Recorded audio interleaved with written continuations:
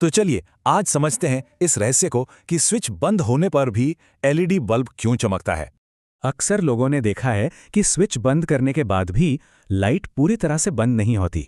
और मजे की बात यह है कि ऐसा सिर्फ एलईडी बल्ब के साथ होता है, पुराने वाले बल्बों में नहीं। इसे समझने के लिए पहले घर के सर्किट के 3 जरूरी तारों को जानना होगा। ये तार हैं फेज, न्यूट्रल और अर्थ। तीनों का अपना अपना बहुत जरूरी काम होता है।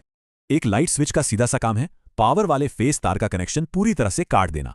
अब देखते हैं कि कैसे वायरिंग की एक छोटी सी गलती इस पूरी समस्या की जड़ है।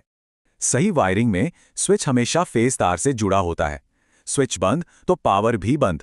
लेकिन अगर वायरिंग गलत हो तो स्विच न्यूट्रल से जुड़ जाता है, मतलब फेज तार हमेशा बल्ब से जुड़ा रहता है। तो इस गलत वायरिंग से एलईडी क्यों चमकता है? चलिए इसके पीछे का साइंस समझते हैं। देखिए, बल्ब तभी जलता है जब बिजली को हाई से लो पोटेंशियल तक का एक पूरा रास्ता मिले। गलत वायरिंग में फेज तार कभी कटता ही नहीं, इसलिए बल्ब हमेशा लाइव रहता है। अब उसे चमकने के लिए बस जमीन यानी अर्थ तक पहुंचने का एक हल्का सा रास्ता चाहिए।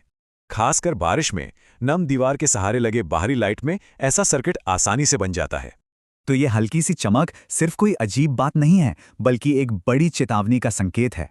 इसका मतलब है कि स्विच ऑफ होने पर भी होल्डर में हमेशा करंट रहता है, यानी कि पूरा 220 वोल्ट का पोटेंशियल होल्डर में मौजूद है। बस एक सर्किट पूरा होने का इंतजार है। इससे होता यह है कि बल्ब बदलते समय होल्डर छूने पर बहुत तेज बिजली का झटका लग सकता है।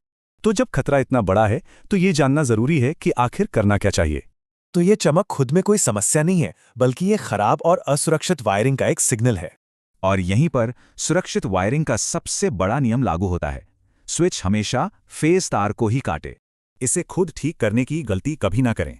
किसी प्रोफेशनल इलेक्ट्रीशियन को बुलाकर ही ठीक कराएं। तो एक चमकते बल्ब का ये छोटा सा मामला घर की वायरिंग की सुरक्षा पर एक बड़ा सवाल खड़ा करता है।